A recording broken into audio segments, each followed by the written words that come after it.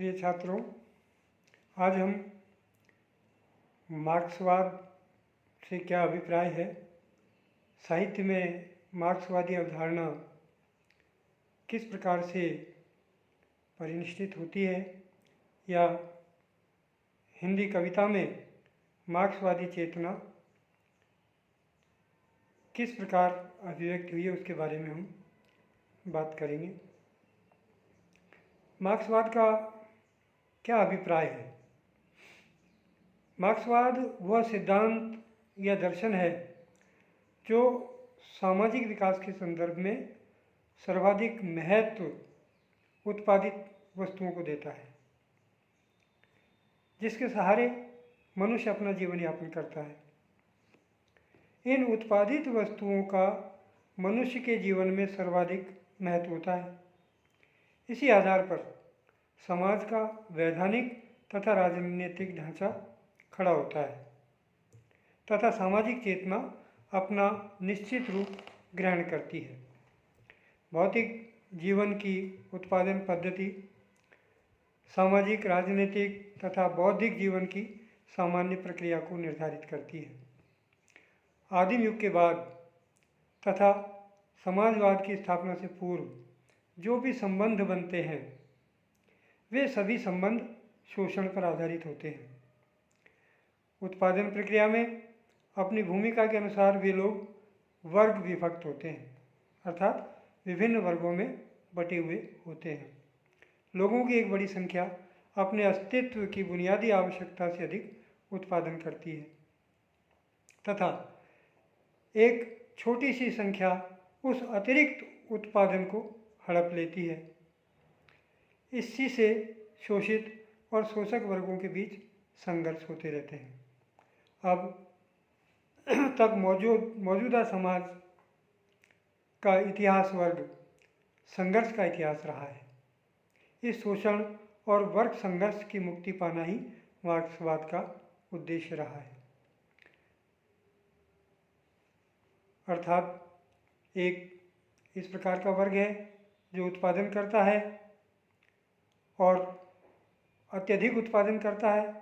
दूसरा वह वर्ग है जो उत्पादन नहीं करता है, बल्कि जिन लोगों ने उत्पादन किया है और उनके पास जो अतिरिक्त उत्पादन है उस पर अपनी शक्ति और सामर्थ्य के बल पर अपना अधिकार कर लेता है या उनसे वो छीन लेने का प्रयास करता है और उन लोगों से जो उत्पादन करते हैं उनसे और अधिक उत्पादन करवाता है, साम दाम दंड भेद की नीति के अनुरूप। तो एक वर्ग जो शोषित वर्ग है, जो लोगों से उत्पादन करवाता है, उनका शोषण करता है, अतिरिक्त उत्पादन करवाता है और उनके पास उतना ही छोड़ता है जितनी की उनको आवश्यकता है।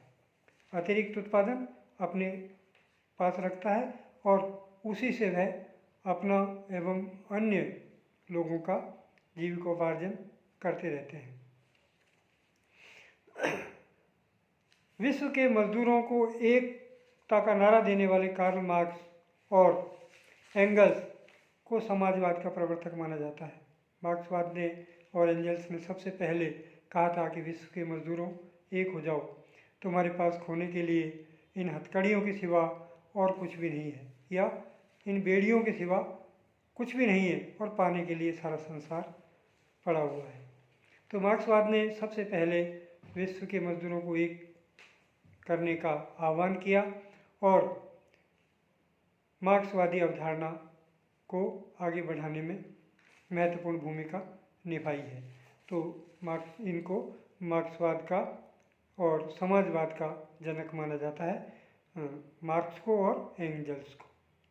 कार्ल मार्क्स ने मानवतावाद से प्रेरित होकर शोषण के विरुद्ध जो आवाज़ उठाई थी, वह विश्व के विभिन्न कोनों में आज भी सुनाई देती है। मार्क्सवाद का उद्देश्य था पूंजीवादी वर्ग का तख्ता पलट करना और सर्वहारा वर्ग अर्थात मजदूर वर्ग, आम जनजीवन का वर्ग, जो सर्वहारा वर्ग का शासन हो और वर्ग विरोध पर आधारित पुराने पूंजीवादी समाज का उन्मूलन और वर्ग विहीन निजी मिल्कियत से रहित नए समाज की स्थापना करना। जो सर्वहारा वर्ग है, जिसे हम आम आदमी कहते हैं, मजदूर वर्ग कहते हैं, उसका शासन स्थापित करना समाजवाद का और मार्क्सवाद का मुख्य उद्देश्य रहा है। पूंजीवादी वर्ग का जो आधिपत्य है उसको समाप्त करना इनका प्रमुख उद्देश्य रहा है। समान भाव से, समान रूप से पूंजी का सभी में समान रूप से बंटवारा हो, ये इनका मुख्य उद्देश्य रहा है। मार्क्स ने इंग्लैंड के मजदूर आंदोलन का बारीकी से अध्ययन किया था और भारत में इंग्लैंड की औपनिवेशिक नीति का तीव्र प्रतिवाद किया था। आयरलैंड के राष्ट्रीय मुक्ति आंदोलन को इंग्लैंड की जमींदारी शाही थी उसका विरोधी नहीं, समग्र पूंजीपति वर्ग का विरोधी मान लिया गया। उन्होंने जर्मन सामाजिक जनवाद के नेताओं को अवसरवादी तत्वों से सावधान किया।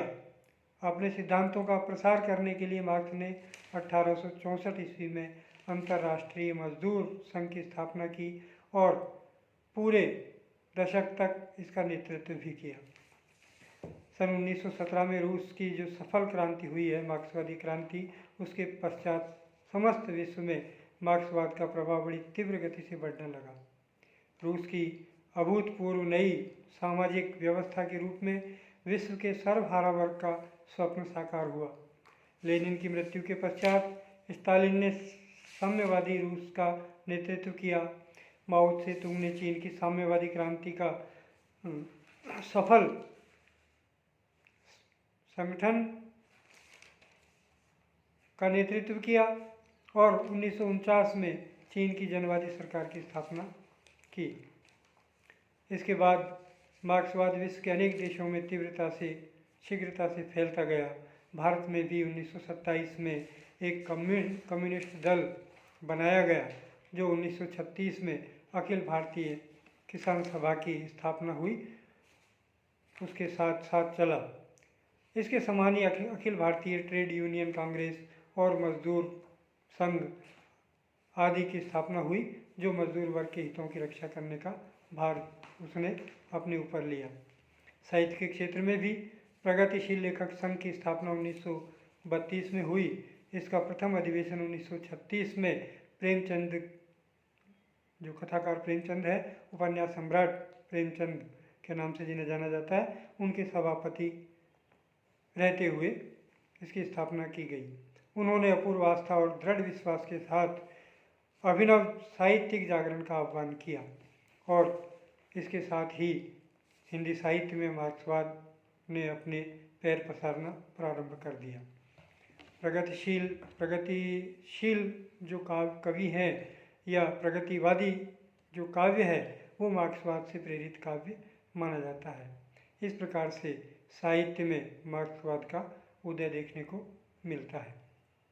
तो संपूर्ण द्विवेद युग के बाद का जो साहित्य है प्रगतिवादी काव्य के नाम से जाना जाता है, वो मार्क्सवादी विचारधारा से उत्प्रोत काव्य है साहित्य में, जिसे मार्क्सवादी चेतना के माध्यम से विभिन्न संगठनों के माध्यम से, भारतीय मजदूर आंदोलन हो या प्रगतिशील लेखक संघ हो या और किसान संघ हो, अखिल भारतीय किसान संघ हो या भारतीय ट्रेड यूनियन कांग्रेस की हो, इनके माध्यम से साहित्य में भी प्रगतिवादी काव्य का पदार्पण हुआ।